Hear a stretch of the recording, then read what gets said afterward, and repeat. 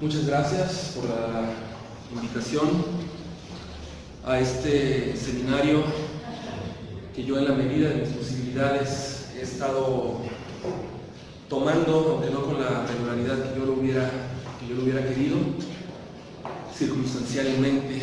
Ahora me toca ser trabajador de esta universidad, soy coordinador de servicios estudiantiles. Quiero decirles que la necesidad de crear esta comunidad con estos referentes intelectuales, con el doctor Juan José Bautista, a quien yo, de modo honesto y de corazón, digo que admiro mucho, es una necesidad imprescindible para el país, para nuestra América también, y también para el mundo. Ustedes ya han estado en otras sesiones acompañando al doctor José Bautista, saben que el seminario tiene un alcance mundial. Sabemos bien, ahora después de tantos años de trabajo que han tenido gracias a predecesores, precisamente como el filósofo Enrique Dussel, hemos ido cambiando la perspectiva de quiénes somos nosotros mismos, la perspectiva de los alcances prácticos, políticos e intelectuales que tiene América Latina, y hemos ido cobrando conciencia de que podemos ser un aporte significativo a la teoría política, a la filosofía política, a la ética, a la epistemología, a la ontología a nivel planetario. Antes, intelectuales como el doctor Enrique Dussel tuvieron que transitar por caminos que no estaban, que no existían. Tuvieron que ser abiertas esas brechas. No existía porque, por una cuestión histórica, entre otras cosas, fundamentada por una división internacional del trabajo que nosotros no decidimos, se pensaba que no se podía hacer teoría desde América Latina. Incluso se pensaba que el marxismo que nosotros recibíamos teníamos que recibirlo ya decodificado por Europa, por Estados Unidos, o sea, por otros compañeros marxistas. Y poco a poco, durante décadas, más o menos unas 4 décadas, que se ha luchado para revertir esa tendencia colonizante, incluso dentro de una teoría crítica como el marxismo, ahora nos damos cuenta de que es posible ser, como, y lo digo otra vez sinceramente, como el doctor Juan José Bautista, que no solo es un marxista, es un renovador del marxismo. En esta cátedra, Enrique Dussel, el doctor también, junto con grandes personajes de nuestra historia que han encontrado las condiciones materiales en México para hacer un desarrollo del marxismo, junto con Adolfo Sánchez Vázquez, junto con Bolívar Echeverría. Dussel también es uno de los grandes renovadores del marxismo en América Latina. Quiero contarles como anécdota.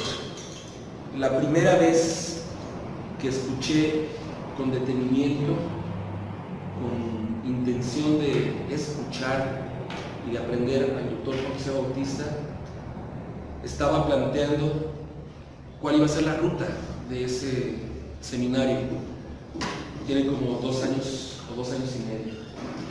Y entonces yo hice una pregunta sobre metodología, y el doctor dijo: eso para mí es fundamental, la cuestión metodológica, porque no es lo mismo tomar un cuerpo teórico, ir a la realidad y tratar de implementarlo y tratar de encajonar a la realidad en ese corpus teórico, por más crítico que sea, que ver cuáles son los fundamentos metodológicos a los cuales, en este tránsito de lo ontológico a lo óntico, el cuerpo que estamos tomando como crítico, y en este caso Marx, ha devenido.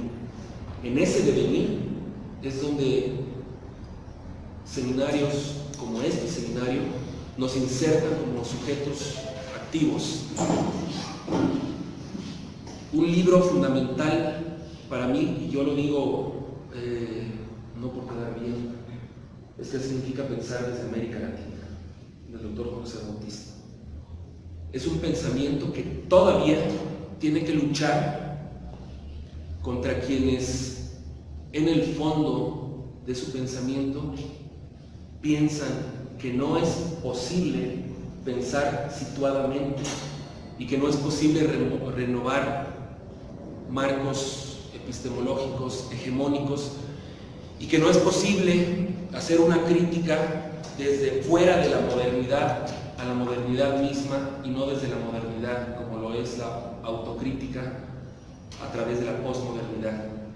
El doctor, otros compañeros están luchando por demostrarnos a todos que también, como dirían los zapatistas, y a riesgo de caer en contradicción conceptual, que otro Marx es posible y otro Marx es necesario. Celebro que la UACM tenga este seminario, vuelvo a decirlo, de alcances mundiales, y celebraría todavía más que en la medida de sus posibilidades, con todas las contradicciones económicas que tengamos para llegar, para alimentarnos, para vestirnos y estar aquí dejando otras cosas, se lleve a cabo este seminario. Yo estoy lleno de orgullo de que el doctor me haya invitado y también estoy lleno de orgullo de que haya sido de la UACM. El proyecto educativo de la UACM necesita de Marx, necesita de nuestros intelectuales, necesita de un seminario como este y necesita de ustedes, necesita mucho de ustedes, necesita de nuestra crítica que también debe estar dirigida al doctor y a cualquier productor de pensamiento, porque solo así se crece uno y se crece en comunidad con el otro. Muchas gracias.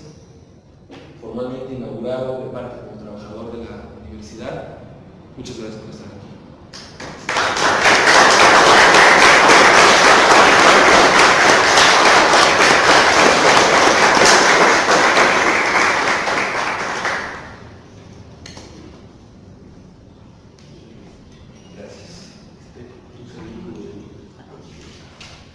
Dulce tenía que estar presente ahora, pero no pudo venir porque tenía una cita con el médico. Y a la 1, entonces él dijo, si me alcanza tiempo voy a estar al final, por decir, pero la idea era que también inaugurara el curso, porque es su cátedra, ¿no? Pero con seguridad va a estar el próximo lunes. ¿Está bien? Ok, ya le mandaremos el video. Bueno. Entonces, muchas gracias por las palabras del maestro Galíndez. Y bueno, hay algunas cosas que le han dicho que quiero rescatarlas para que tengan conciencia de lo que vamos a hacer. Es un poco lo que estaba diciendo al principio, no es la primera vez que estamos dando un seminario. Este servidor ha tenido la suerte, la fortuna o la dicha de participar en los 2 últimos años del seminario que yo serví sobre las 4 redacciones del Capital, el 88, el 89, cuando yo empecé con él el segundo semestre del 88, lo terminamos en 90. Entonces, durante la década del 90, varias veces, como unas 2 o 3 veces, en varios lugares, yo expuse en Marx de Husserl. Y como dije el anterior lunes en la presentación de las metáforas teológicas de Marx, este servidor se daba cuenta de que se limitaba a describir al Marx de Husserl. Yo mismo me daba cuenta de que no iba más allá de repetir, digamos, en el mejor de los casos, lo que Husserl decía sobre Marx, inclusive Marx. Pero digamos, sin terminar de entender qué significa eso. O sea, uno explica, pero mientras está explicando, uno se da cuenta de eso, ¿no? Por ejemplo, esta famosa frase que mucha gente se la sabe de memoria, hasta los filósofos no solamente han interpretado, o se han limitado a interpretar la realidad, pero que trata de transformar. ¿Qué significa eso? ¿No? Entonces, todo el mundo podría repetir, ¿no? Y hasta darle una pequeña explicación, por decir. Pero poder dar cuenta de lo que está contenido detrás de esa afirmación es algo sumamente complejo. tiene que ver con toda la reflexión metodológica que Marx ha hecho, no solo desde una recepción hegeliana, sino una discusión crítica con los jóvenes hegelianos, en este caso con Feuerbach, digamos que eran los más eminentes hegelianos, pero una posición política muy comprometida y Marx muy keynesiano. Entonces, darse cuenta de todo eso lleva mucho tiempo, uno necesita muchas categorías. Entonces, ustedes saben, la década del 90, de las peores décadas para el pensamiento crítico, para los movimientos sociales, para los sindicatos, etcétera, porque el modelo neoliberal se estaba imponiendo, pero a nivel mundial de modos exitosos, sin resistencia desde la perspectiva de la izquierda. Hasta que empieza este siglo y empieza una nueva reacción, ya no solamente desde las clases sociales, sino desde los movimientos sociales, que transforman la visión de la realidad, transforman la forma de ser política respecto de la realidad, ¿no?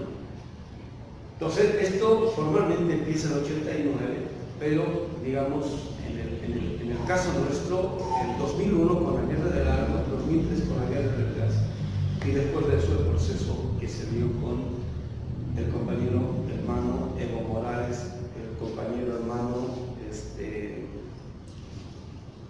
Hugo Chávez, Lula. Y cuando empieza todo esto, nosotros ya estábamos preparados categorialmente. Categorialmente quiere decir, ya teníamos categorías para entender lo nuevo. Cosa que la izquierda del siglo XX no tenía categorías para entender lo nuevo. Hasta ahora, como dicen en el Liceo, no tan anticonvocatorio, porque es un fenómeno nuevo, ¿no? Entonces, el haber tenido la oportunidad de trabajar al Marx de Dussel por un lado y por otro lado al Marx de Hinkelhammer nos permitió entender de otro modo eso. Entonces, una vez que acontecen este tipo de fenómenos y donde ahora tenemos ya no solamente una teoría funciona cuando hay un contexto histórico-social que permite entender tal o cual tipo de teoría. Entonces, cuando ha cambiado la configuración política a nivel mundial, donde no solamente se está viendo la irracionalidad de la aplicación del modelo neoliberal, sino de las limitaciones de la modernidad como sistema civilizatorio, se empieza a ver prácticamente en los hechos, ya no es mera teoría, por decirlo. Entonces, esto requiere repensar a la realidad. Entonces, decimos, tenemos que volver a los clásicos con las nuevas categorías, pero en este nuevo escenario político. Y entonces decidimos, bueno, vamos a volver a trabajar gente como Hegel, pero ahora desde todo este marco categorial. Y nos metemos a fondo. Y empezamos a entender especificidades que en el siglo XX no nos habían discutido, pero que sí lo había hecho Marx, Dussel y Hinkelhammer. Entonces empezamos a descubrir los grupos a partir de los cuales Marx podía ser entendido de otro modo, ¿no? Y en ese contexto empezamos en 2009 con la exposición sistemática de Marx. Empezamos con un seminario sobre el capital, leído por primera vez, es un poco lo que digo en este librito, algo que parecía totalmente inconcebible. Todo el mundo lee todavía el capital desde la modernidad, desde el marco categorial de la modernidad, desde el modelo ideal de la modernidad, desde el macro discurso de la modernidad como referente a partir de la cosa para entender algo, porque supuestamente es lo mejor. A este servidor, desde el proceso boliviano, se lo puse a leer a Marx desde el mundo andino amazónico. En 2009, con la gente, vamos a leer desde el mundo andino amazónico, desde el proceso boliviano, y empezó a salir otra cosa completamente distinta. Todo el mundo decía, Juan, ¿qué estamos haciendo? Era un curso más o menos como de 50, 60 personas, pero pues fue algo muy o sea, realmente ahí por primera vez vimos lo que significaba pensar más, un gran pensador crítico, desde más allá de la modernidad, desde más allá de la modernidad, quiere decir, un marco de interpretación distinto de la modernidad, digamos como el mundo mayo azteca, ¿no? Allá el mundo andino amazónico. Pero ahí empezaron a aparecer las ideas, ¿cómo puedo decir? Como si fuese una lluvia de verano, así cualquier cantidad. O sea, en vez de residir en un pequeño cachito, no se quería tanto, no sabíamos qué hacer por eso. Entonces, decidimos cambiar de proyectos varias veces para iniciar una investigación sistemática en el doctorado. Entonces, en el doctorado empezamos a trabajar este tema, el del fetichismo, porque ustedes saben, también estaba recordando Iván aquí, el problema del método dialéctico en Marx. ¿Cuántos artículos y libros nos han escrito durante el siglo XX? Y en general, el 99% no han dado pie con bola. Y Hinkelhammer, 2008-2009, escribe un articulito que se llama Hacia la reconstitución del pensamiento crítico, donde por primera vez dice la respuesta al problema del método en Marx está en su teoría del fetichismo. Nos decimos, ¿what? ¿No? Pero nos pusimos a trabajar eso y entender lo que significa eso es repensar no solamente Marx, sino también Hegel. ¿No? Ya teníamos la hipótesis fuerte de Terry Finkel, este gran biógrafo de Hegel, donde él dice literalmente el siglo XX no entendió Hegel. ¿No? Entonces, si el siglo XX no entendió Hegel, peor Marx, pues que su dialéctica es mucho más compleja que la dialéctica de Hegel. Pero todo el mundo pensó que lo había entendido. Y la pregunta era, si han entendido la dialéctica de Marx, y con eso se le ha hecho la crítica al capitalismo, ¿por qué el capitalismo no solamente ha seguido intacto, sino se ha crecido, ha continuado tranquilo, sin ningún problema, hasta el día de hoy? ¿Cuántas veces no se le ha hecho la crítica al capitalismo? Y sigue. Digamos, muchos procesos que quieren ser revolucionarios, que quieren construir el socialismo, siguen atrapados al interior de las relaciones capitalistas. Entonces, esto implicó, vamos a hacer pensar inclusive ahora Husserl y Hinkelhammer. En 2011 nos fuimos a Berlín a conocer, bueno, supuestamente nosotros íbamos por Benjamin, porque estábamos en un seminario sobre Walter Benjamin. Entonces, bueno, vamos a ir a ver. Y de pronto se dio la oportunidad de que, bueno, Bolivia era noticia mundial en ese entonces. Estaba ahí un boliviano alumno de Husserl, y se dio la oportunidad de dialogar con los los pesos pesados, y hasta inclusive visitar la oficina central del MEGA, del Marx Engels, que está en Berlín. Y entonces, por primera vez tuvimos la oportunidad de tener una relación, digamos, empírica con el MEGA. Porque a través de los libros de Husserl y a través de Husserl, nosotros ya conocíamos del proyecto del MEGA, de la segunda sección del Capital, o de la segunda sección de todos los escritos que Marx había escrito para el Capital. Porque todo eso está dividido en 4 secciones, todo son 114 volúmenes, está dividido en 4 secciones. La primera sección está dedicada a todos los escritos publicados de Marx y Engels y menores. La segunda sección está dedicada a todo lo que Marx ha escrito para el Capital. La tercera sección está dedicada a todo lo que Marx y Engels escribieron y que no se ha publicado, cualquier cantidad de recensiones, etcétera, etcétera, ¿no? Que escribió Marx y Engels hasta el final de su vida, y en la cuarta sección a toda la correspondencia. Y en ese entonces estaba publicado solamente menos de la mitad, como 50 tomos de los 114. Hay tomos que tienen 6 volúmenes. ¿No? La tercera redacción del Capital de Marx, ¿no? Que es un tomo, es el tomo 4 de la segunda sección, tiene 3 volúmenes y son las 88, ¿no? La primera vez que Marx escribe todo para los futuros 3 tomos del Capital.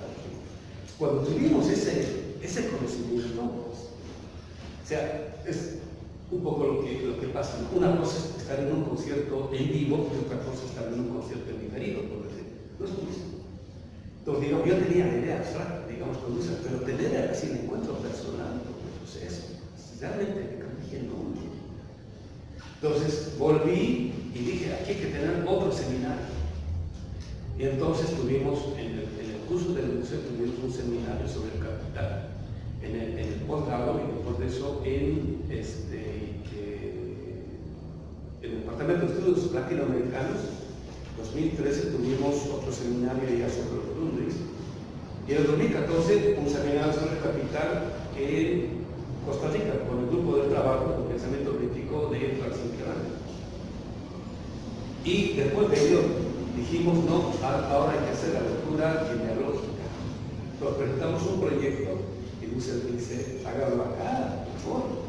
Eso hace 2 años y medio, más o menos, en 2014, bueno, no, 2014, no, 2016. Lo juntamos en 2018. Entonces, dice, háganlo acá en la cátedra. Entonces, por eso se llama catedral. Es decir, las 4 direcciones del capital. Empezamos con 1, ¿no? Y nosotros pensamos, va a ser 1 año, no, fueron 2 años y medio. Y no hemos terminado todavía, ¿no? Pero bueno, ya estaba por terminar. Pero ahí, no, ahí ha salido otro. Ya es otro más. Hemos descubierto cosas impresionantes. Pero todo esto sigue, todo esto continúa, ¿no? Entonces, desde este nuevo marco categorial, ya no solamente Benjamin, sino también Bloch, son los marxistas pesados que en el siglo XX no han sido mucho más en cuanto últimamente Benjamin, ¿no? Pero Bloch, no, que ha sido, y han sido ellos capaces de trabajar algo que en general el marxismo del siglo XX ha perdido por completo y que ahora están empezando a ser retomados de otro modo, pero en general la gente no tiene conceptos y categorías, no tiene esta otra perspectiva. Entonces, cuando estuvimos dando el seminario sobre los túneles, aconteció esto que decía, ¿cómo se llama? Iván, ¿no? De pronto mucha gente de muchas partes del mundo empieza a escuchar lo nuestro y se dan cuenta que hay algo nuevo. No es el mismo Marx del siglo XX. No estamos repitiendo como loros ideas tan comunes, ¿no? Citas tan comunes, con comentarios tan comunes, sino que estamos sacándole otro tipo de jugos a lo que estaba ahí, digamos, de modo latente, esperando, digamos, a su adecuada interpretación y un desarrollo. Y platicando varias veces con Francis Inqueranda, comentándole de las hipótesis, diciendo, doctor, esto no hemos descubierto, ¿no? Y la pregunta siempre es, pero si todo el mundo tenía capital, ¿no? ¿Cuántas ediciones no tienen todo uno del Capital siglo XXI, Fondo de Cultura Económica? ¿Cuánta gente no compra libros? Ya han leído. Siempre, y es un poco lo que digo en este libro, el dialéctica del marxismo de la modernidad, que han leído, tenían el mismo texto. ¿No? El anterior nos ponía un ejemplo, recordaba un ejemplo. En mayo 5, la primera semana de mayo de este año nos invitaron a Berlín. Entonces fuimos con nuestras hipótesis, durísimas. Y ahí tuvieron la oportunidad de dialogar con Alsbacher, o Alsbacher, sería en español, pero en alemán Alsbacher, que es uno de los marxistas más reconocidos, más respetados que hay ahorita, ¿no? Y conocedor de Nela, etc. Toda su vida enseñó Marx. Entonces, dialogando, nosotros le hacíamos la pregunta, le decíamos esto de la reflexión secular que al respecto de la teología hizo Marx. Ustedes saben, ¿no? Esta afirmación de Benjamin de que el capitalismo es una religión, la toma Benjamin, supuestamente de Marx, inspirándose en un tipo de lectura a propósito de el capítulo sobre el fetichismo. Entonces dice Alsbacher, bueno, yo he releído el Capital, los 3 tomos, y no he encontrado nada teológico. Y cuando hicimos nosotros la tesis doctoral, ¿no? Encontramos cualquier cantidad de citas al respecto. No, especialmente en el tomo 3. Más adelante vamos a explicar muy bien el lugar de la teoría del fetichismo en Marx. En la segunda redacción es el tomo 2, pero en el modo como aparece en la edición definitiva está en el tomo 3, ¿no? Y el tomo 3 lo escribe antes de escribir el tomo 1. O sea, termina de escribir el tomo 3 y empieza la redacción del tomo 1 de 1867. Y lo publica así, ¿no? Entonces, fruto de las recensiones, ya se da cuenta de que falta el tema del fetichismo, que mucha gente no entiende por el problema del fetichismo. Y en la segunda edición del tomo 1 del Capital, por eso que traemos la segunda edición de 1872-73, ¿no? Agrega el capítulo del fetichismo, ¿no? Porque dice, no se ha entendido porque ese tema que es hasta que salga el tomo 3, imagínense el tiempo que se llevó para escribir el tomo 1, hasta que salga el tomo 3, mejor voy a agregar algunas paginitas. Pero la gente lee solamente esas paginitas y no se da cuenta que es algo así como la esencia de la esencia de algo que está desarrollado ampliamente en el tomo 3.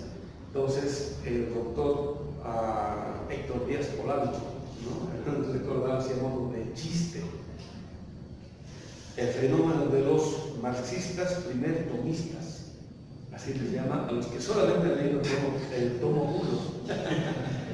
Yo les decía santotomistas, haciendo alusión a Santo Tomás de Aquino.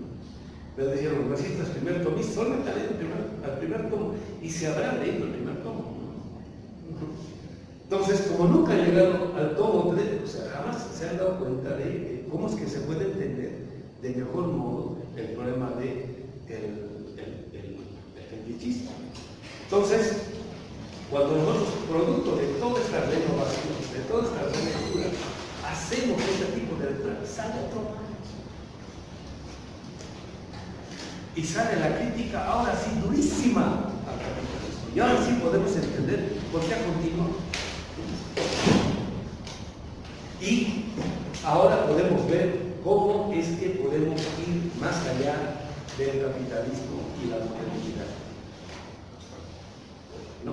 Entonces, ahora, por eso esta lectura no es lectura. Tiene implicaciones en el último librito que por acá ha salido, el libro de Hinkelhammer, Totalitarismo del Mercado. Ahí en un articulito, Hinkelhammer literalmente se lo chamaquea a David Harvey. Y ahorita David Harvey es el marxista, ¿no? O sea, tiene cualquier cantidad de libros, seguidores, gente, etcétera, etcétera. Pero que es gente que sigue atrapada al interior del marco categorial del siglo XX todavía. Entonces, ¿cuál es el marco categorial del siglo XXI que ahora está apareciendo, que estamos empezando a desarrollar, con el cual uno puede vincularse teórico, cognitiva y políticamente con el fundador del pensamiento crítico, gracias al cual ahora sí es posible ir más allá del capitalismo y la modernidad, ¿no?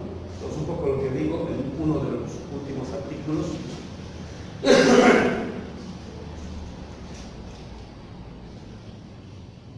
Para ser crítico del capitalismo, hoy ya no es necesario ser marxista. Es prácticamente sentido común, ¿no? Entonces, basta recurrir a los datos, como esto de la deforestación, de la depredación del espacio, ¿no? Hay mucha gente que es de izquierda que no son marxistas, ¿no? Van a los datos y ya se dan cuenta, ¿no? El capitalismo es inviable. No necesitan ser marxistas para ser críticos del capitalismo. Entonces, por eso digo, decir que ser marxista equivale a ser crítico del capitalismo no es nada relevante, ¿no? Está de sentido común, por decir. Pero decir que ser marxista hoy equivale a ser crítico de la modernidad, ya no. Marx es un gran crítico de la modernidad, pero el marxismo del siglo XX no se da cuenta de eso. O sea, no critica solamente una forma de producción económica, critica lo que en los Grundrisse ya aparece, ¿no? Una forma de producción económica produce una forma de civilización, en este caso, la moderna. Y la burguesía lo hace con éxito. y los separa de tal modo que parece que no tienen conexión, ¿no? Que digamos lo uno no depende de lo otro. Por eso es que el socialista y el marxista, cuando critica al capitalismo como ente y no se da cuenta que el capitalismo es nada sin la modernidad. Dejando intacta la modernidad, el capitalismo puede continuar tranquilo, por más críticas que se le hagan. Cuando se le critica a la modernidad, el capitalismo, como es su fundamento, empieza a caerse, empieza a desmoronarse. Entonces empieza a ver toda la falacia que hay detrás del capitalismo, ¿no?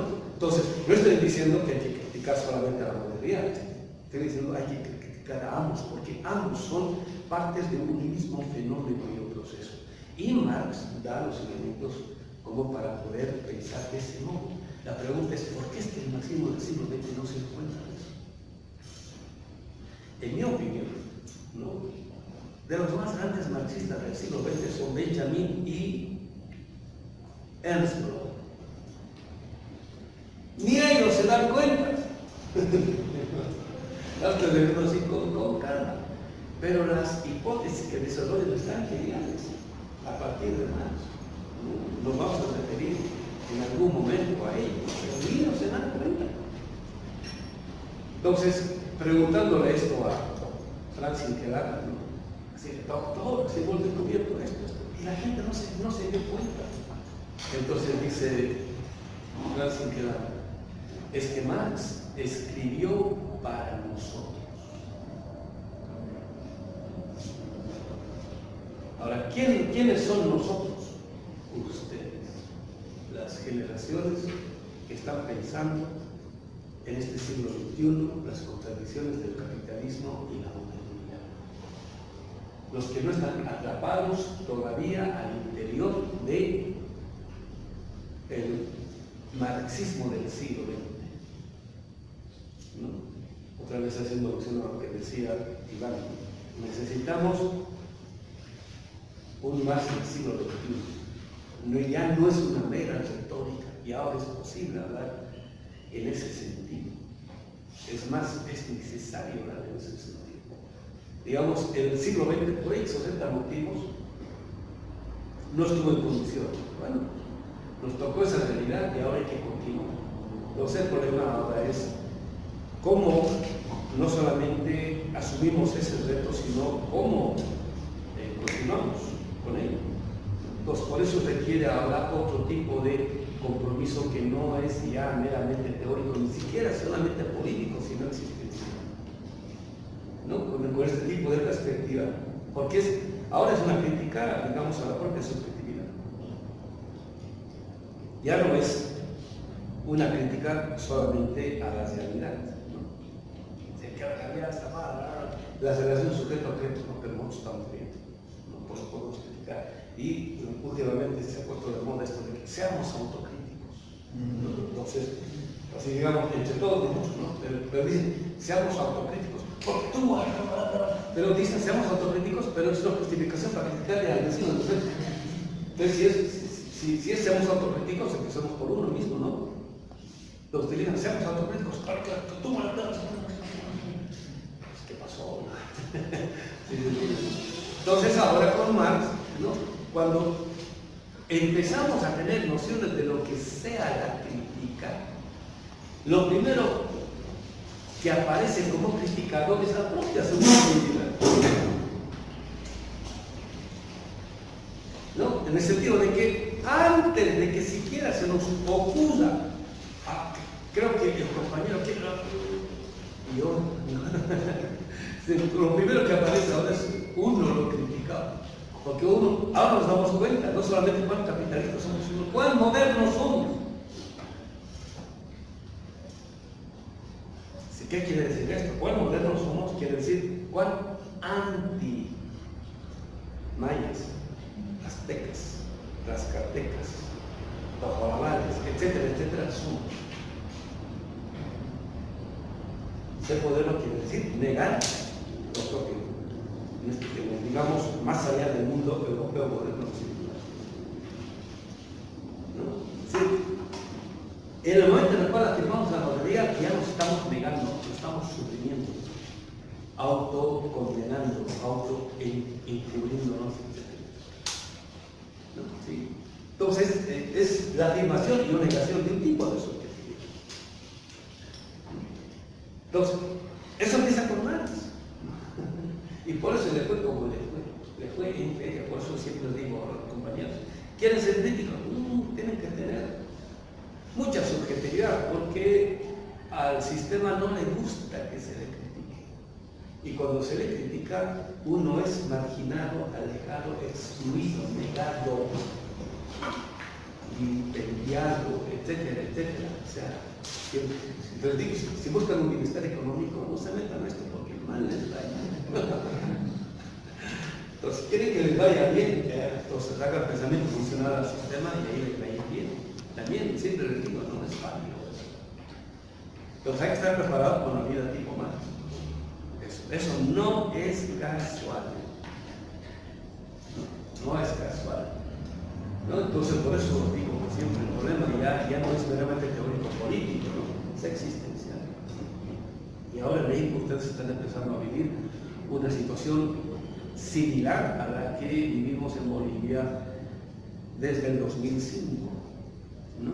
Fines del 2005, antes de las elecciones, todo el mundo sabía que iba a ganar el Evo Morales. Pero decíamos, va a ganar 35, 37%, ¿no? Ya con que gane 38%, ya le hicimos. 40% no, sería la gloria. De pronto gana con el 54%. Y tienen una mayoría en el Parlamento por primera vez, pero en décadas y décadas. O sea, nadie lo podía creer. Cambia el escenario político, que puede cambiar el escenario cultural, histórico, etcétera, etcétera. Y eso pasó en Bolivia. Ustedes tendrán esas condiciones. O sea, todavía, ¿cómo se llama? López Obrador no está en la institución. O sea, todavía no es oficialmente. Pero todos sabían que iba a ganar López Obrador. Pero nadie calculó el porcentaje con el cual iba a ganar. No tiene mayoría. ¿No? Y eso da la posibilidad de un cambio de escenario, primero político, después económico, después cultural. Entonces se va a abrir la brecha como para poder pensar y hacer cosas que antes, digamos, eran inimaginables. Entonces, frente a eso, yo siempre digo, el problema no es qué hace el gobierno, el problema es qué hacemos nosotros. Ese es el problema. Que es un poco lo que se ve en Bolivia. Entonces el gobierno hace lo que puede. El problema es qué hacemos nosotros. ¿No? Y no, digamos, en relación al Estado, al gobierno, porque el compañero presidente prometió esto en su campaña, entonces no hay que eso está mal. Si nosotros, así, en el mundo de la vida cotidiana, ¿qué hacemos? Es eso. Y estamos preparados para un desafío como ese, por decir. Si tenemos conceptos y categorías como para poder impulsar eso desde cualquier lugar en el cual estamos ubicados y situados. Entonces, el fenómeno de la política moderna está centralizado de tal modo que solamente observamos a las instituciones políticas, pero no nos observamos a nosotros. No nos observamos como sujetos participantes de este tipo de cosas. Y no quiere decir estar alineado al trabajo del partido, no quiere decir nada. Quiere decir cómo existencialmente vamos transformando la existencia de la realidad en la cual estamos, como dice Heidegger, alojados. O sea, nadie eligió, ninguno de ustedes eligió. Yo quisiera vivir al momento en el cual la situación económica y política de este país cambió, ¿no? Más allá del PRI, etcétera, etcétera. Nadie eligió, de pronto se dio la situación. Frente a eso, ¿qué hacemos? Entonces, la toma de autoconciencia de eso. Entonces, ¿cuántas veces el marxismo del siglo XX, del siglo XXI, es que en el capitalismo las fuerzas productivas todavía conducen a la enajenación del trabajador y del ser humano, pero en el socialismo entonces ya estamos en la conciencia, la autoconciencia, porque las fuerzas productivas nos apropiamos de modo consciente, porque Marx dice eso. ¿Qué pasa de la inconsciencia a la conciencia después de eso a la autoconciencia? ¿Qué quiere decir eso? Tanto que se ha repetido, ¿no? Compañeros, necesitamos tener conciencia, ya no estamos autoconscientes. Y además, ¿qué significa eso? ¿No? ¿Realmente somos conscientes de eso? La respuesta es no. No somos conscientes ni siquiera del tiempo histórico en el cual estamos ubicados. Entonces, el contenido que está detrás de esa palabra había sido tan denso, que justamente por eso, en el siglo XX vivimos una izquierda inconsciente, un socialismo inconsciente, un marxismo ingenuo. Y ahora el problema no es que esos desgraciados quieren. No, es que el marxismo socialista, la Unión Soviética, la mamá. Bueno, ahora nos toca a nosotros. Frente a eso, ¿qué hacemos? Entonces, cuando asumimos ese tipo de contexto y respecto de este tipo de contexto, empezamos a tomar una posición ahora fundada en el maestro, en este caso Marx. Cambia la cosa. Aparece otro ¿no? Y como dice Iván, ¿no? Hay cosas en las cuales hay que ser bien humilde, pero hay cosas en las cuales no hay que pecar de humildito. Este marxismo tiene implicaciones mundiales. Y lo hicimos hacer con pena otra cosa. ¿No? Inmediatamente nos pusieron este tipo de soberbio que se cree, ¿no? En la UACE, ni siquiera en la UNAM, por decir nada, que Universidad Popular, pues en la UACE, que es más popular que la UNAM, ¿no? Es un seminario de esta naturaleza, ¿no? Que se pone enfrente no del marxismo del DF, no del marxismo de México, no del marxismo latinoamericano, sino del marxismo mundial. Mucha arrogancia, mucha soberbia. No, compañeros, es mucha humildad. Estamos enfrente de esa tarea, por decir, y así hay que enfrentarlo con mucha humildad. Somos alumnos de los maestros. Marx, casado con Marx, Rojo, Lenin, ahora Dussel y Finkelham, que servidor ha tenido este año, en el mes de, estamos en septiembre, ¿no?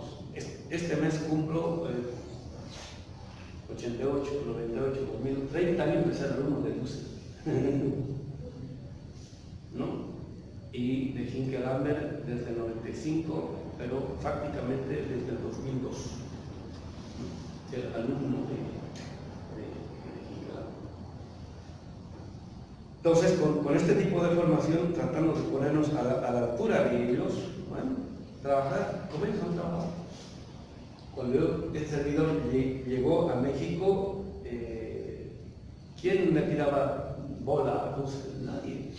Es más, hasta así lo trataban como el patito feo, por decirlo. Que los marxistas eran Sánchez Vázquez y Bolívar Echeverría. Eso es lo cual. Entonces, nada, ahora está cayendo incluso. Así que es uno igual cuando empezó Finkelham, ¿no? Ahí los Nicolás de Costa Rica, y ahora es así, pero al principio ni querían publicar. La publicación que salió por acá de Finkelham es el primer libro de los más de 26 que tiene, que se publica por una editorial importante.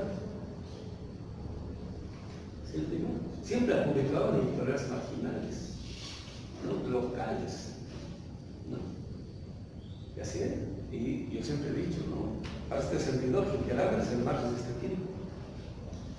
Nadie quería publicar el siglo XXI nunca, pero no. Y ahora por primera vez aparecen acá un minutito de él. Y así es como se empieza el trabajo. Entonces, es el contexto y el panorama en el cual, digamos, arribamos ahora a este nuevo seminario sobre el capital, ¿no? Entonces, quisiera que tengan conciencia de eso. Este servidor siempre está atento a todo lo que se está escribiendo sobre Marx ahora, en este momento. Y muchas de las cosas que nos llegan y que vemos en el debate lo publicamos en la página, ¿no? Ahora, últimamente hemos puesto este articulito de Ramón de Sponger, marxismos negros o marxistas negros, ¿no? Y ahí porque se ve cómo es que el marxismo del siglo XX, y hasta, entre comillas, decoloniales, negaron y sepultaron e encubrieron a tremendos marxistas de origen afro. Sí, literalmente se piratearon. No, así, tremendos. Entonces, la categoría del sistema mundo no es de Wallerstein. Pero todo el mundo, hasta Russell, cita cuando habla del sistema mundo de Wallerstein, es de un tal Oliver Ross, ¿no? O sea, Cromwell, negro, ¿no? En la década del 50 han escrito John Knox, ¿no? Gracias a los cuales fue posible un tipo de pensamiento crítico afro en los Estados Unidos. Gracias a eso hubo un renacimiento de, digamos, la cultura afro en los Estados Unidos. Pero después de eso, haciendo desaparecer a todo ese movimiento que apareció con los Black Panthers, era más que un partido político. Ahora recién va a aparecer una película que narra más o menos todo ese movimiento. Y la CIA, y el Pentágono, ya lo hicieron desaparecer uno por uno. Ya sabían cómo hacer desaparecer. Desde Martin Luther King, ¿sí? Hicieron desaparecer a todos, los encubrieron y hasta los intelectuales. De ahí en ese artículo, Grossberg muestra cómo es que la categoría de la articulación indescindible entre el capitalismo y la racialización del trabajo no es de Aníbal Quijano. ¿No? Y ahí cita cualquier cantidad de trabajos también. ¿No? Entonces, hay muchas categorías que en este nuevo más que ha producido el que ha producido Hinkelhammer utilizan el primer mundo y nunca citan ni la personalidad de Hinkelhammer. Y ahora está pasando hasta con este servidor. No reímos mucho, seguimos nomás. ¿No? Entonces, el extractivismo epistémico, como alguna gente le llama ahora, ha funcionado hasta en gente nuestra. Entonces, quisiéramos que hubieran traductores entre los compañeros, que muchos de esos artículos que aparecen en inglés los tradujeran al español para poder publicarlos en la página, para que siempre tengan alcance a lo último que se está pensando y leyendo. Entonces, este servidor siempre está atento, ¿no? Y ese es el contexto en el cual estamos también trabajando, ¿no? Para que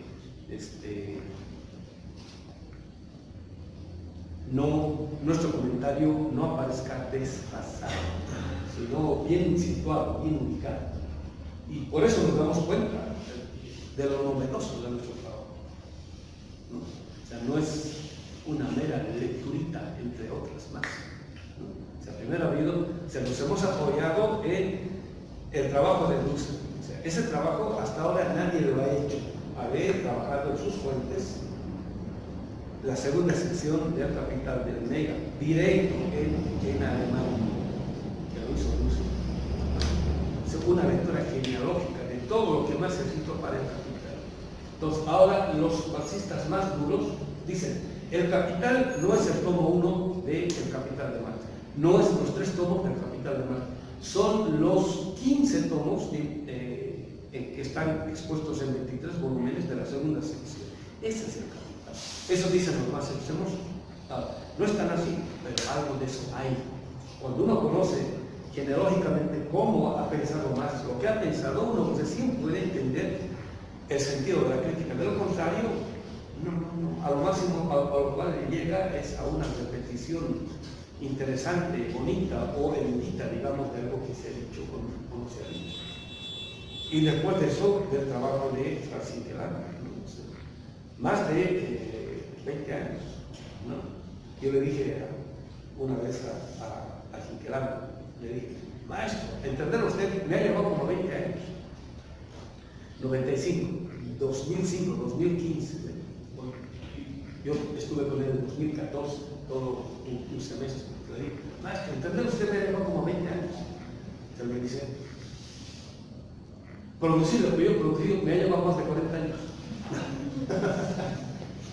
No, o sea, después de todo ese trabajo, y surge la América Latina, es lo que quiero decir. En el caso de Dussel, en el caso de Hinkelhammer, surge desde América Latina. Se toman en serio América Latina. No es como un dato más, no, se toman en serio. Por eso piensan desde la realidad llamada América Latina. Entonces, en este mini librito, que significa pesadez de América Latina, yo lo que muestro es que ubicarse en rigor en América Latina implica inevitablemente, quiera que no quiera, en lo que es anterior a América Latina, que son los pueblos originarios. ¿No? Porque América Latina tiene 200 años, en el mejor de los casos. Porque la idea de América Latina recién empieza con el diálogo con la América anglosajona. O sea, ¿qué somos? Y eso es mediados del siglo XIX, fines del siglo XIX, recién aparecen los grandes latinoamericanistas, por decirlo. Pero antes de eso, habíamos. O sea, no solamente ha habido la colonia, sino antes de la colonia. Pues nosotros hacemos este tipo de remonte hasta lo que está presupuesto en América Latina. Durante la colonia, todo movimiento decolonial impresionante. ¿No? Y antes de todo eso está la fundación, gracias a la cual es posible pensar de otro modo todo. Cuando nos ubicamos desde ahí, pues aparece, inclusive la obra de Russell y de Kinkelhammer, de Foucault, porque ellos están pensando desde América Latina. Cuando uno se ubica desde Bolivia, desde lo que está estudiando y no negado, no, la cosa cambia completamente. Entonces, por eso les hacía la alusión esta, ¿no? Aquí está el ángel de la historia. Entonces, en lugar del ángel de la historia, que nosotros hacíamos la alusión a el prefacio de la filosofía del derecho de Hegel. Él dice, ¿no? Cuando ya termina un proceso histórico ha concluido, entonces recién puede levantarse el jugo de Minerva. O sea, cuando ha concluido un proceso, recién podemos decir, podemos producir el conocimiento de todo un momento histórico. Antes de eso está difícil, porque el proceso histórico no ha completado. Entonces, en el tiempo de Hegel, la modernidad ahora sí ya ha llegado a su madurez.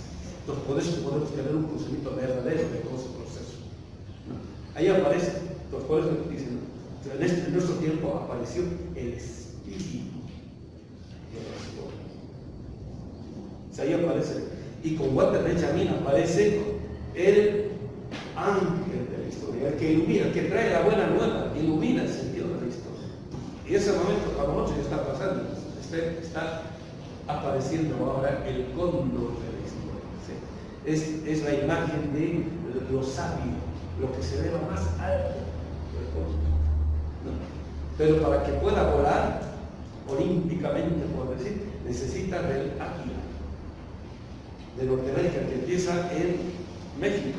¿No? Entonces, el símbolo del águila que se está comiendo a la serpiente no es casual. Entonces, empieza aquí el águila y es todo Norteamérica. Los dos tienen que volar. Y eso es otro tipo de marco categorial a partir del cual se puede entender de otro modo el sentido de la historia. Pero los dos van a volar cuando cante el Quetzal. El Quetzal los va a unir, el Quetzal es el representante. Y cuando uno tiene esa otra visión, todo cambia completamente. Entonces, ¿cuál modernidad? Uno se ríe de la modernidad, uno dice, qué ridículos que hemos creído de esas falacias. ¿No? Entonces, por eso puede aparecer estos documentos. ¿Cómo vamos a proceder en este seminario? ¿No? En la página nuestra está el PDF, el capital publicado por el Fondo de Cultura Económica y el del siglo XX. Los que no tienen capital pueden recurrir a él gratis, pero fraternalmente este servidor les pide a ustedes, para que trabajen bien en el seminario, tienen que tener el libro acá, porque nosotros vamos a leer, ¿no? Página por página, ¿qué dice Marx? Y vamos a interpretar eso. Vamos a mostrar qué decían inclusive los marxistas del siglo XX. A veces qué dice Husserl, a veces qué dice Kinkelhammer, y qué deducimos nosotros de eso. ¿Qué quiere decir eso? Y ustedes van a ver que detrás de esas letras hay cualquier cantidad de contenido. sea, Marx era un genio, cualquier cantidad de trabajo. O sea, hacer hablar a eso uno tiene que tener cuidado, ¿no? Y además, a veces, este servidor, yo siempre trabajo con lentes. Entonces, a veces leo mal. Entonces, como tenemos el texto todos, pues se me puede corregir. Entonces, también para eso sirve, ¿no? No maestro, no está diciendo alinear, se está diciendo alienación, algo así. Entonces, ahí también para ese tipo de vigilancia epistemológica. Y ustedes, para que también para que sepan ustedes cómo se lee a alguien como Marx. ¿No?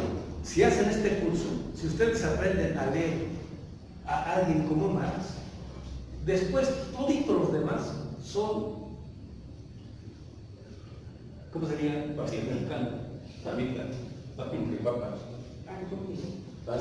O si no, como léxico que la revista Condomínio. ¿No? Así, en serio, ¿no? Así, textos densos, ¿no? Ustedes sentados en el pecero o en el baño, no van a leer. En serio. Es un texto denso, durísimo. Entonces, si ustedes aprenden eso, aunque sean no marxistas, eso es lo de menos por decir, van a aprender a leer los textos duros. ¿No? ¿Cómo se lee? ¿Ya? Y después de eso, cada uno de ustedes continuará. Posible que lleguen a ser grandes pensadores y en el futuro dirán, el maestro Bautista decía esto, pero nosotros decimos eso. Ya estarán más allá del bien y del mal. Entonces, tienen que tener su capital. Si no, o sea, olvídense bueno, siempre hay que tener cuadernos de notas, todo eso, pero venir solamente con el cuadernillo. Olvídense. O sea, cómprense el capital. Entonces nos vamos a poner de acuerdo cuál de los dos vamos a seguir a pie juntillas. O si los dos, alguien hará la comparación, ¿no? Digamos un grupo estará manejando el siglo XXI, otro grupo de Fondo de Cultura Económica va a estar ahí. Vamos a ver cómo se ha traducido. Y cuando lleguemos a los textos problemáticos, aquí está el Diez, ¿no? En alemán. Y aquí está ¿cómo se llama? El Mega. ¿No? Digamos, esto es lo oficial. Nos vamos a ir a la página. ¿Sí? Este servidor, como ya muchos años ha estado leyendo a Marx, entonces lo leo en alemán y lo entiendo. Pero ahora intento hacer lo mismo con Bloch y no entiendo nada. Como que voy especializando por decirle que leer a Marx, ¿no? Y entiendo que veo las diferencias, pero no voy pie con bola. Estoy medio preocupado, es que voy a conseguir un maestro que me enseñe a leer a Bloch en alemán. Pero en Marx ya como que hemos aprendido, por decirlo, ¿no? Ya las palabras, conocer bien el sentido, cómo construir, y aquí están bien los parágrafos, todo eso, ¿no?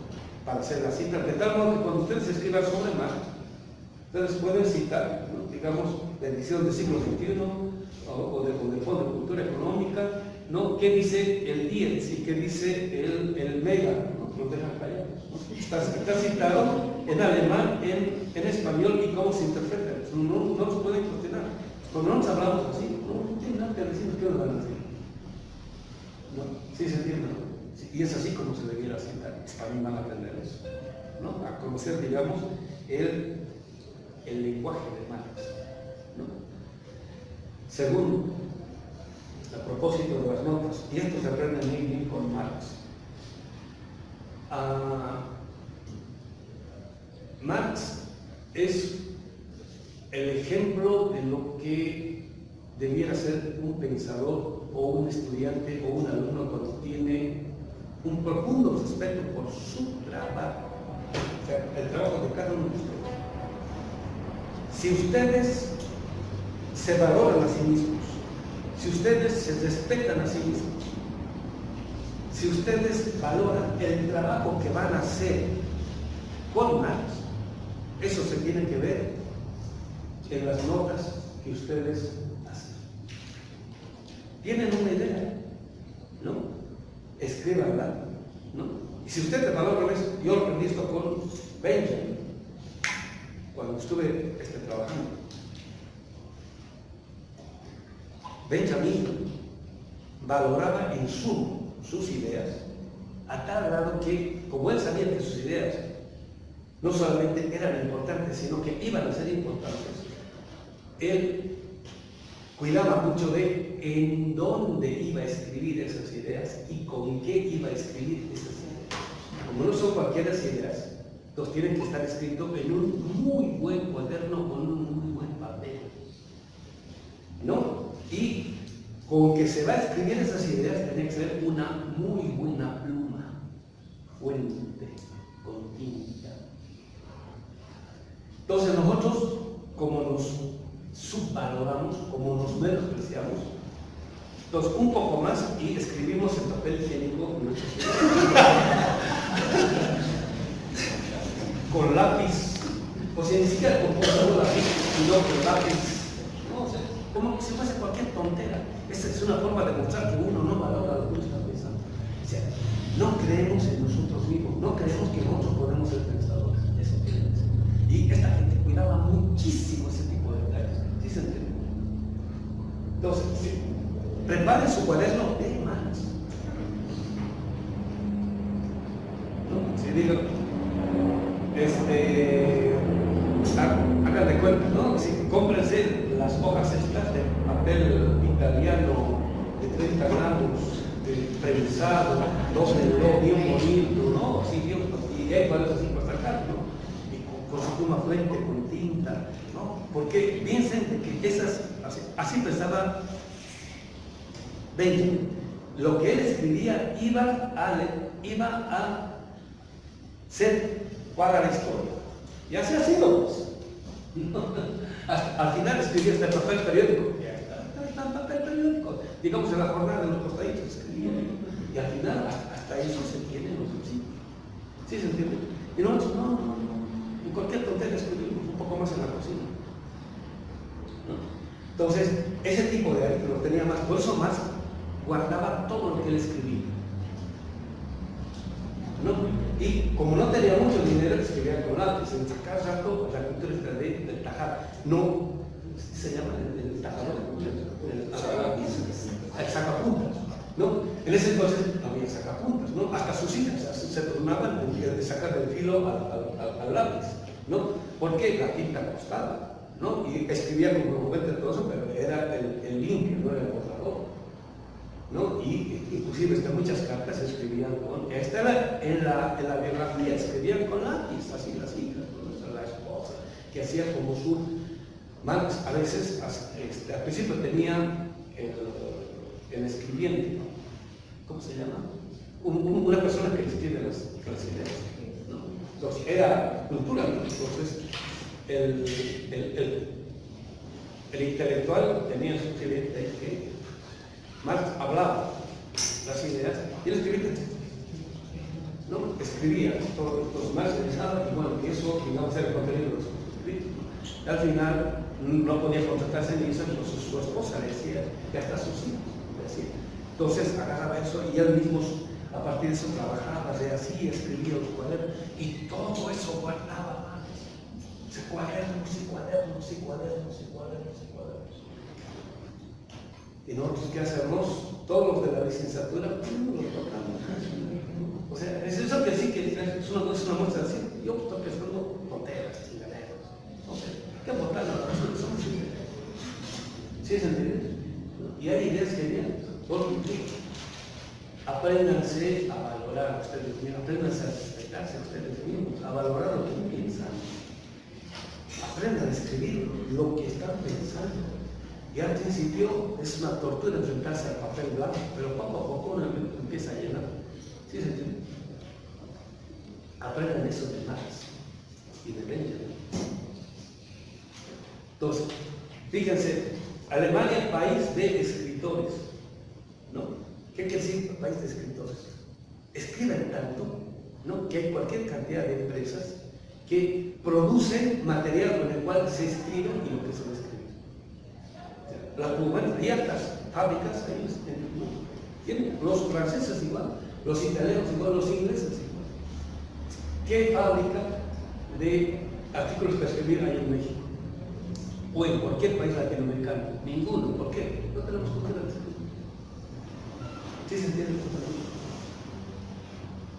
Entonces, allá hay cultura de escribir, ¿no? En la primaria, el primer año, los niños ya tienen su diario. Y van contando el diario. Bloch a los 13 años ya están escribiendo los primeros artículos, a partir de los cuales se le empezó a desarrollar su sistema. A los 17 años publicó su primer artículo. A los 18 años, Wilhelm Tildermann leyó, ese es su primer artículo, y le dijo, si le ponías un poquito más de aparato crítico, yo te aprobaba eso como tu tesis doctoral. A los 18 años, Ernst Bloch, desde los 13 años, escribiendo, leyendo, ¿no? Aquí a los 13 años, ¿qué estaban haciendo? Bueno, entonces todo el tiempo que han perdido, ahora hay que ganarlo, pues, hay que trabajar. ¿Sí se entiende? Entonces, agárrense, ¿no es cierto?, cuadernos, básicamente dos. Un cuaderno en el cual ustedes van a escribir lo que de importante les parece en Marx. Y otro cuaderno en el cual ustedes van a escribir sus propias reflexiones, ¿no? Entonces, al principio, ustedes, el cuaderno en el cual escriben lo que de importante es de Marx, ¿no? Van pura copia. No, ustedes es copiar. No están perdiendo el tiempo, compañeros. Muchos de nosotros, o muchos de ustedes, no tienen la cultura de escribir, o sea, no tienen la cultura de desarrollar un argumento, ¿no? O una oración, por decir, o un párrafo. No tenemos esa costumbre. Si aprenden con Marx, es la mejor escuela. Marx es un argumentador impresionante. Yo creo que mejor que Husserl, ¿no? Entonces, aprendiendo a copiar párrafos de Marx, ustedes aprenden también cómo es que se puede desarrollar un argumento desde el sujeto, verbo, predicado, complemento, cómo así. También van aprendiendo eso, independientemente de que nosotros escriban algo o no sobre Marx. ¿Sí se entiende, compañeros? Y nunca tener miedo de poner en el papel lo que uno está pensando. Nunca. Cuando uno tiene miedo, ya está instalando la policía en el pensamiento. O sea, no es que la policía o alguien diga, no tienes que hacer lo mismo, sino uno mismo está haciendo lo tuyo no sirve o no puedes decir. No pueden darse ese lujo, compañero. Aunque sean tonteras, escríbanlas. Todo el mundo empieza así. Todo el mundo empieza así. Y de ahí poco a poco van a empezar a, ¿cómo se llama?, a escribir grandes ideas, ¿no? Entonces, lo que hay que aprender a Marx es todo lo que les llega a la mente o a la idea, hay que escribirlo, hay que registrar. Y al principio aparece de modo desordenado, pero poco a poco va a ir cobrando, ¿cómo se llama?, orden, claridad, van a ir corrigiendo, ¿no? Y entonces es posible que empiecen a hacer sus comentarios relativos a la obra. O sea, al principio, por más de cualquier cantidad de borradores, ¿no? Borradores y borradores, y después de eso recién aparece 1857, cuando empieza los Grundrisse Marx, ¿no? Y han pasado como 15 años desde que empezó a trabajar problemas relativos a economía política. Después de 15 años, sí, él cree que está en condiciones. Y tiene cualquier cantidad de borradores y borradores. Y dice, no, ahora sí tengo que sacar el primer borrador, digo, el primer libro que tengo que publicar, 1857. Y escribe los Grundrisse, ¿no? En nuestra versión, el siglo XXI son como 3 tomos, ¿no? En alemán es un solo tomo. Lo escribe prácticamente en 3 meses. O sea, qué capacidad, ¿no? Entonces, escribir todo eso. O sea, no está copiando, no está comentando, está desarrollando sus propias ideas. O sea, ya es más, termina eso y dice, no, todavía no está la cosa madura. Entonces dice, bueno, y empieza con, ¿cómo se llama?, con la sistematización, porque los lunes es para él. Empieza la sistematización, la contribución a la crítica de la economía política desde 1859. Dicen, no, publica 2 capítulos, dicen, no, aquí tengo que volver a empezar. Y empieza a dar segunda redacción, ¿no? En Ernegar son 6 volúmenes, lo que se conoce como teoría del valor, son solamente 3, faltaron otros 3 que nunca los publicó la tradición, sino hasta ahora se siente, ya está publicado todo, en la década de 80 se terminó de publicar, ¿no? Termina esa segunda redacción y dice, no, tengo que volver ahora de nuevo a escribir, ahora estoy en condiciones, escribe la tercera redacción del Capital, lo que se llama el Hauptmanuscript, es el manuscrito principal, ¿no? De 1863 y 1865. ¿No? Y después de ello dice, ahora sí tengo una visión completa de todo, ahora sí, ya estoy en condición de escribir el Capital. Y escribe el tomo 1, 1867, ¿no? Que se agota en 5 años y escribe la segunda edición del tomo 1.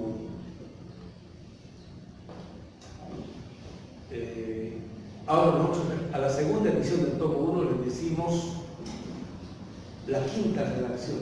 Entonces ya hemos pedido la versión del Mega de la primera edición del tomo 1 del Capital de 1867 para saber empíricamente qué agregó, qué no agregó Marx, para demostrar qué corrigió, qué no corrigió, porque él seguía cambiando, transformando, renovando su pensamiento, etc.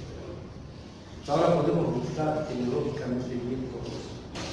Entonces nosotros hemos trabajado ya los grupos, ¿no?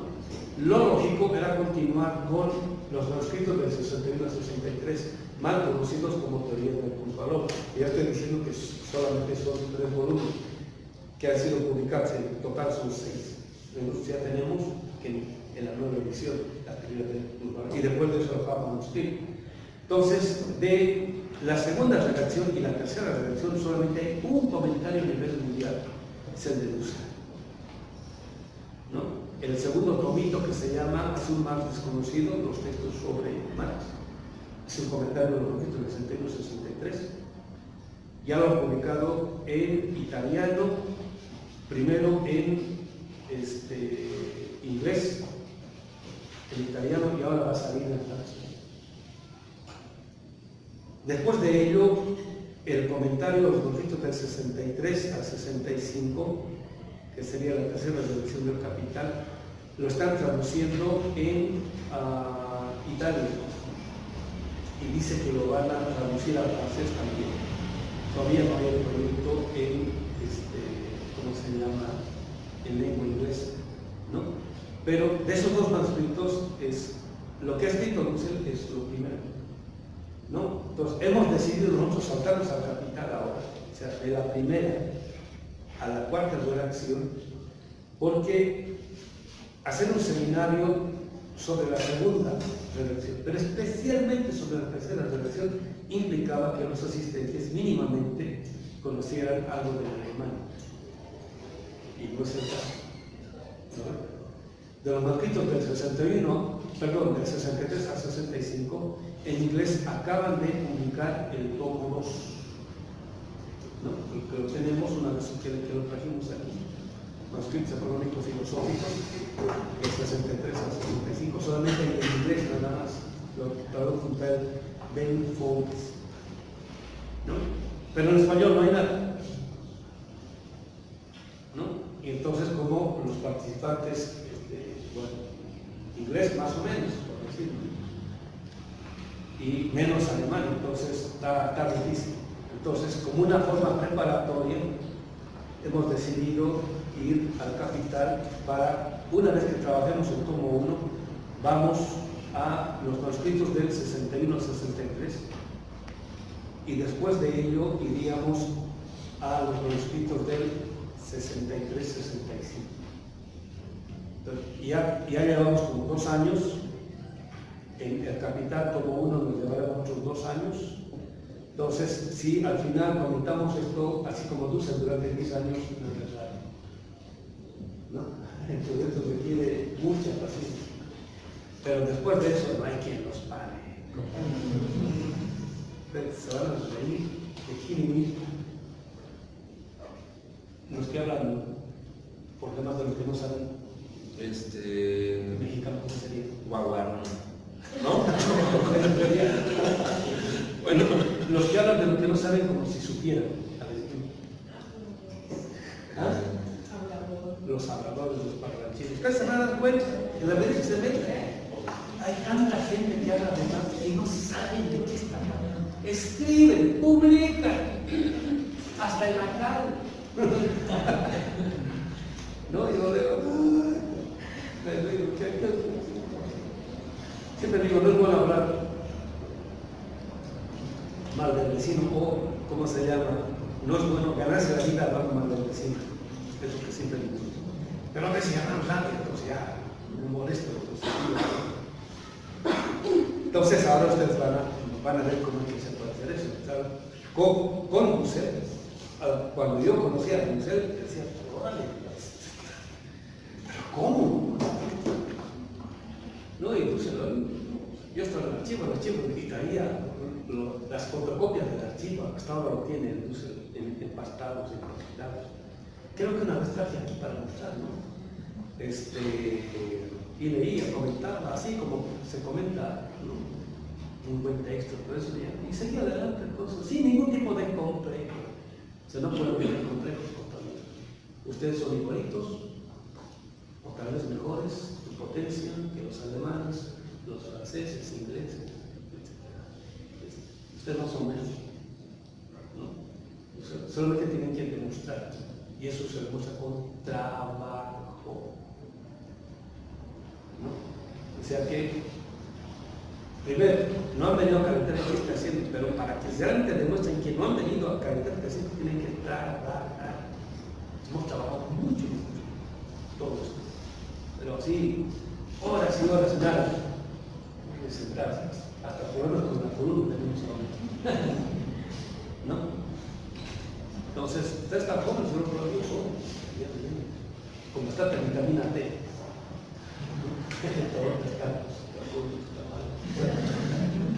Entonces, ¿cómo se llama? Pueden trabajar bien. ¿Está bien, compañeros? ¿No? Entonces, la forma de trabajo, otra vez vuelvo a insistir, nosotros,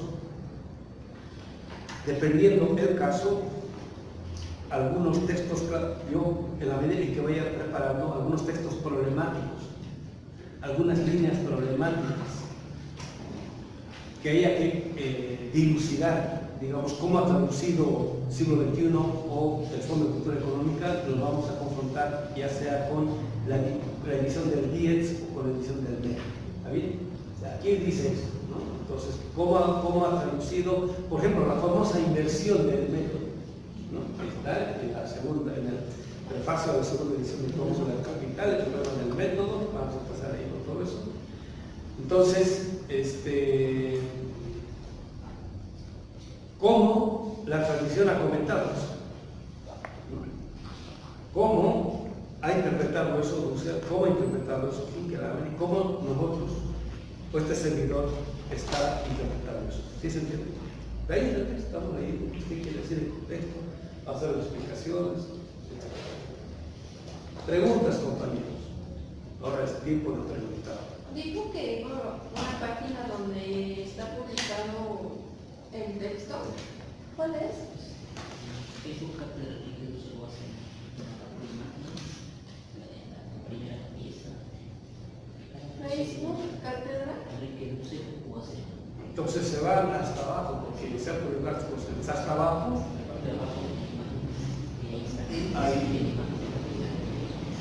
Hay archivos en los cuales está publicado todo.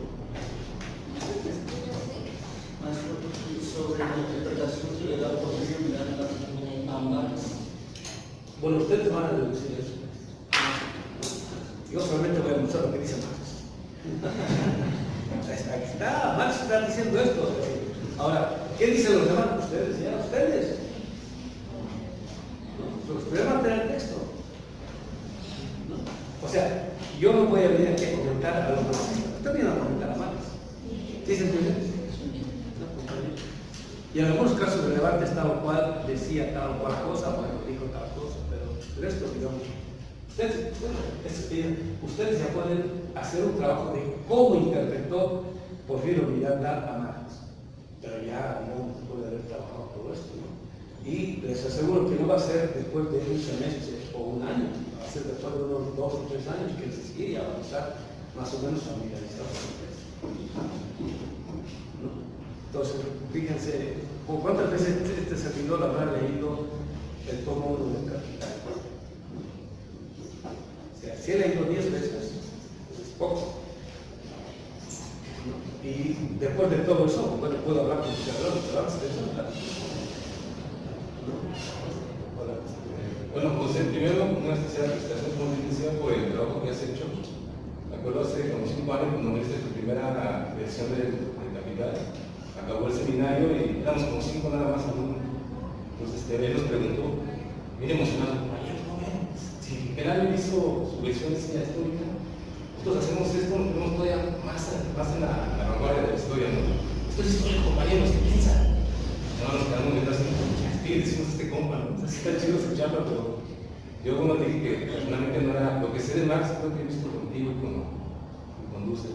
Ya pasando 5 años, no te veo buenos resultados, el trabajo que he hecho pues, es impresionante, la verdad, quizá de todo esto. Te conocí cuando eras casi alguno de los pasillos de Dulce, y ver acá que nos diste todo esto, cómo has evolucionado, la verdad, es muy bien para seguir. Felicidades por este buen inicio del seminario. Tengo una pregunta, un poquito más personal. Ahorita ya tú dices que para hacer una crítica a la modernidad del capitalismo, como afirmación de la vida, ya no solamente es meramente teórico, mucho menos en nuestro caso, ya que tanto has avanzado en el teórico, sino que ahorita ya es un compromiso existencial. Es decir, ya no el concepto de la categoría de segundo estamos manejando. Tú nos has platicado también que has tenido, digamos, algunas prácticas, algunas reuniones con comunidades que ya no están dentro del ámbito académico y que también te han entendido todo esto mucho que sí, que hay una concordancia en lo que ellos piensan, en lo que estamos viviendo aquí. Quisieras, o tienes así una experiencia que nos puedas compartir donde este trabajo sí haya impactado directamente a la comunidad fuera de la escuela, es decir, una comunidad quizás en sus fiestas patronales, algo así, donde pues, estén las categorías implicadas que mencionas. Sí, bueno, ¿cómo se llama? Una comunidad como comunidad, ¿no? Sino participantes de comunidades, ¿no? O sea, no de una comunidad, sino digamos, qué sé yo, te va a aparecer la cápsula 1 y la cápsula 2. Vete a la cápsula 1. Entonces ahí hay 2 amantes que hablan al principio. El primero es un exalumno, que empezó así como ustedes. Ya. Ellos me recuerdan, ya vi, en el 2006 más o menos.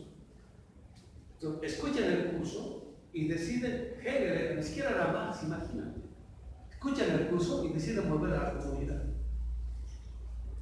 Y ahora ya tienen su pequeña comunidad. Ellos ya están más allá de bien y de mal. No, ellos están del otro lado. O sea, nosotros, digamos, somos bien seculares en comparación con ellos. ¿No? Entonces, escuchar eso, ve eso. ¿No? Cómo empieza, cómo habla, cómo se refiere, y está bien aquí con todo eso. ¿No? Ahora, él es representante de una comunidad. Pero para que recuerden, cada uno de ustedes representa de una comunidad. ¿No? Entonces, ¿cuántas comunidades hay detrás? Porque ellos vuelven a sus comunidades y trabajan con las comunidades. Entonces, ese es el grado de impacto. Entonces, por eso digo, ¿no? El problema no es qué hace el gobierno, pero ¿qué hacemos nosotros? Y está transformándose la cosa de modo radical. O sea, yo cada que vuelvo, pero quiero completamente impactado. Y con toda esa retroalimentación, yo vuelvo a más. Ahí tenemos más como para poder seguir desarrollando eso. ¿No? Entonces, vean ese. Yo no lo he querido, yo a los compañeros les dije, no pongan en la página eso, porque mucha gente se va a rayar. Así sería el mexicano, se va a los tipos tan locos. Sí, porque eso es un movimiento, se va a rayar. Que se va a sacar de oro. Yo dije, no, ya perdón, no, pero. Y no lo vamos a poner, ¿no? Solo que estoy diciendo a ustedes, ¿no? Porque ahí la cosa está. Es que se me olvidó también resaltar esto. Aquí en la escuela pues hay este tema de la laicidad o de la secularidad. De repente, yo estoy estudiando en la UACM, pero no soy filósofo, soy de arte, soy cultural. De repente me encuentro que lo localidad o comunidad, la espiritualidad está bien cabrona, o sea, no hay el ateísmo es es poco, ¿no? Finalmente la sociedad es muy espiritual, en este caso católico. A eso me refería que... Sí, ahí vas a ver eso. Ahí la presencia de la espiritualidad divina está poderosísima. Y por eso hay lo que se llama, son cambios impresionantes. ¿No? A ver si toco el tema yo todavía. Yo me ando guardando cualquier cantidad de cosas, ¿no? Entonces, una que caso sí, la saco. Voy a sacar de formación, estoy trabajando bien para formalizar en Venezuela. Porque ahí es un proceso revolucionario, ¿no? Aquí está el pañal, ¿no? Allá está durísimo.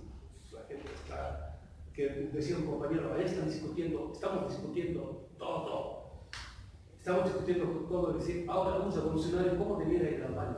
Estoy exagerando, pero porque se acuerdan ustedes el problema del papel higiénico, ¿no? ¿Cómo debiera comer los revolucionarios? ¿Cómo debiera enamorar a las revolucionarias? ¿Cómo debiera transformar el Estado? ¿Cómo debiera comportarse revolucionariamente en el campo o en la ciudad? Están discutiendo todo. Bueno, frente a eso, ¿cómo direccionamos todo eso? Y todo eso no aparece en la prensa. Y yo digo, es bueno que no aparezca. Porque el enemigo sabe por dónde atacar. Cuando aparece, dice, hay que atacar eso. Sabe por dónde atacar el enemigo. El enemigo tiene una cantidad de recursos impresionantes. Por eso acá, creo que este proceso hay que irse con bien cutillas, bien, con guarachitos bien blanditos, hay que irse por aquí por allá, porque el enemigo está ahí en el norte. Hazlos. Tienen miedo a que Lula llegue a las instituciones, porque si llega Lula llega a la presidencia, con López Obrador acá, en el medio, ¿cómo se llama? Nicolás Maduro, cambia la cosa completamente. Es una consideración distinta. Entonces, ¿cómo impactamos eso? Nos acaban de invitar a Brasil, y a la zona amazónica. Culturalmente, la zona oriental, digamos San Pablo, Río de Janeiro, todo eso han perdido vitalidad cultural política. Ahora la cosa está yendo a la zona amazónica, la que está pegada a la zona de la cordillera, a la zona andina. Otro tipo de despertar. ¿Quién se da cuenta de eso? Ni Eric Jiménez de Monzón, que es un excelente articulista que publica en la jornada lo que pasa en Venezuela y bueno, Brasil. Pues todo eso podemos impactar, ¿no? Pero no nos damos cuenta, nosotros creemos que lo que nosotros hacemos tiene que ver solamente con nosotros. Tenemos una visión bien óptica de nosotros, o sea, bien miserable de nosotros. Creemos que nosotros no tenemos ningún tipo de capacidad de ir a decir, y eso es falso.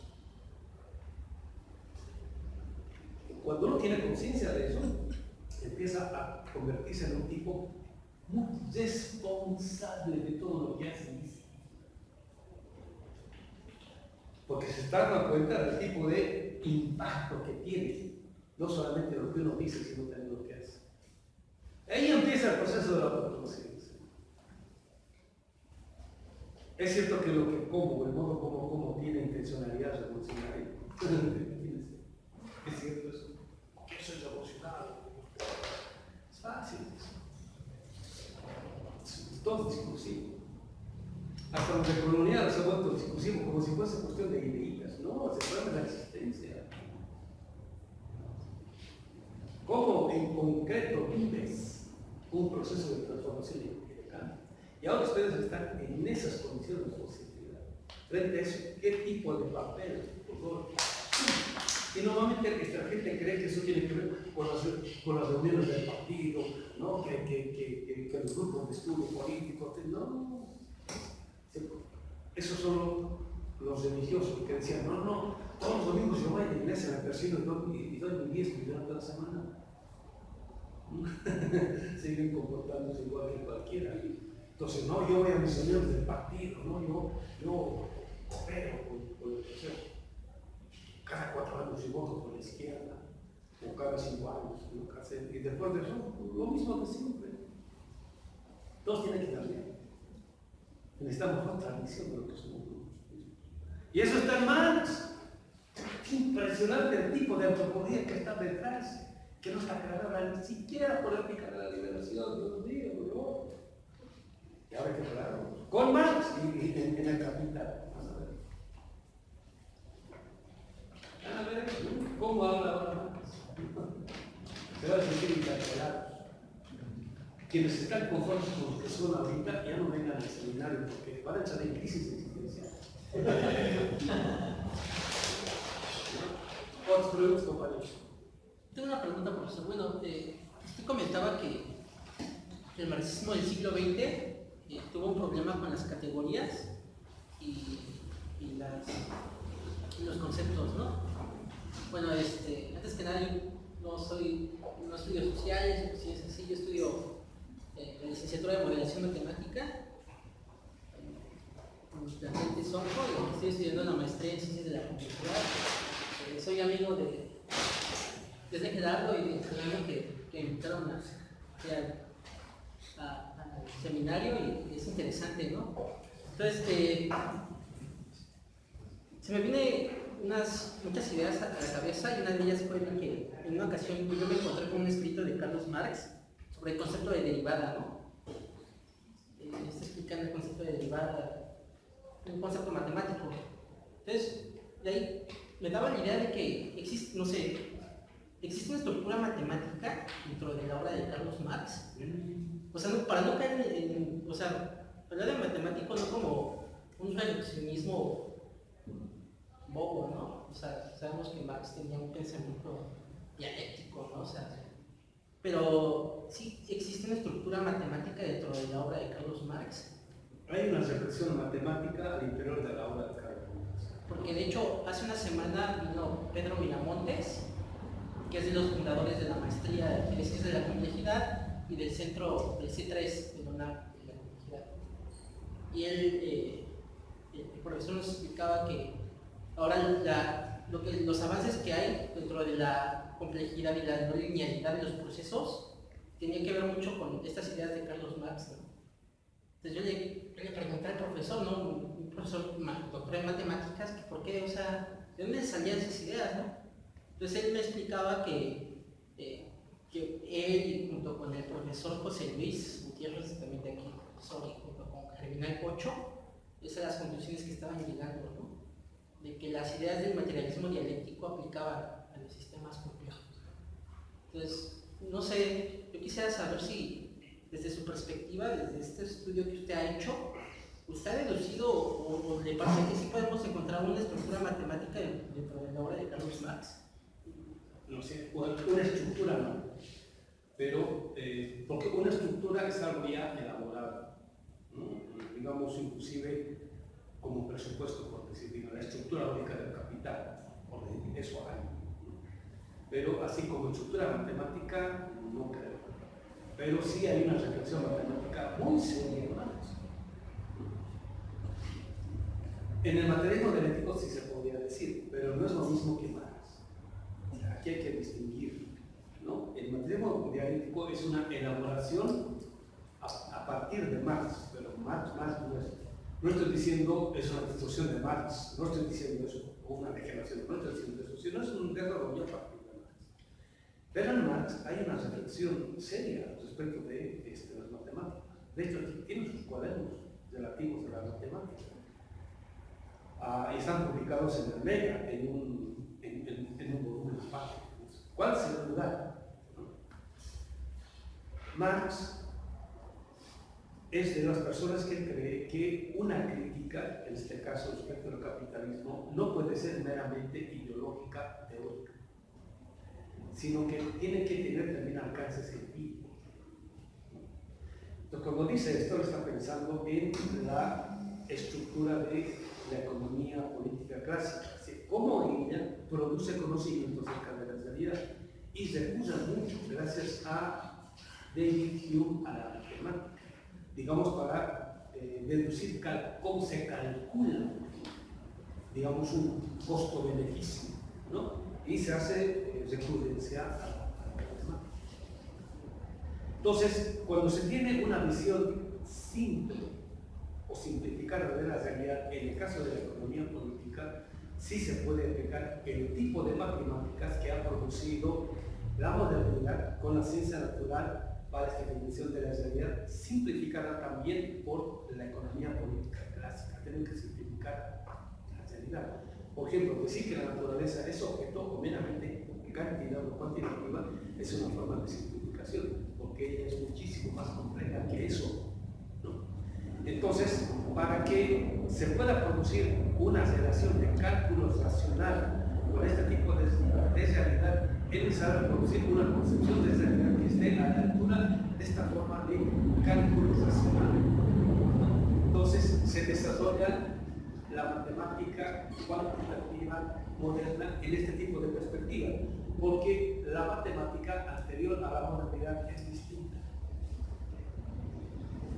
Tiene otro tipo de racionalidad. Ahora, los cientistas, historiadores musulmanes están mostrando el carácter místico, por ejemplo, no solamente de cálculo de la geometría, de la aritmética, en este caso de la matemática. Tenían otro tipo de concepción de las relaciones, en este caso matemáticas, ¿no?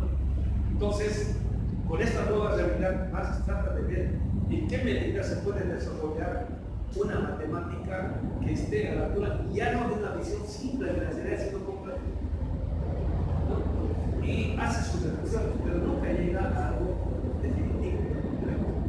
Entonces, para él, en una perspectiva dialéctica, el problema de última instancia no es cuantitativo, es cualitativo. Y eso vamos a ir viendo poco. Pero esa pregunta usted la puede hacer a toda la lectura que vamos a hacer de capital.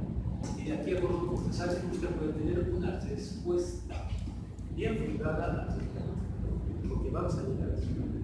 ¿Vale? Bueno, compañeros, se nos ha acabado el tiempo. Entonces, muchas gracias allá porque...